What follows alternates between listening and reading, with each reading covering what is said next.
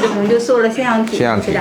但是他那个张嘴呼吸这个问题一直也没太解决。你没解决，原因是当时扁桃体没处理啊，所以你问题就在这儿了。扁桃体造成张口呼吸，因为呢一个人张口呼吸，扁桃体跟腺样体各占50%，你当时只解决了一半儿，而且呢当时扁桃体不大，做完腺样体扁桃体会变大的。为什么呢？它有个代偿机制，他们是哥俩，你把老大弄没了，老二要代替它的功能，它就增生了，叫代偿性增生。所以这个当时医生要跟你讲清楚，你不讲清楚就造成现在这个后果。他这个打呼噜的话呢，主要是这个引起的。现在的手术都先进了，不用全切了，都消融术，就把大的去掉缩回去，功能还给你保留，把过敏性鼻炎控制好，扁桃体一缩回去，那将来跟女朋友出去玩，人家不生气了，人家不打呼噜了。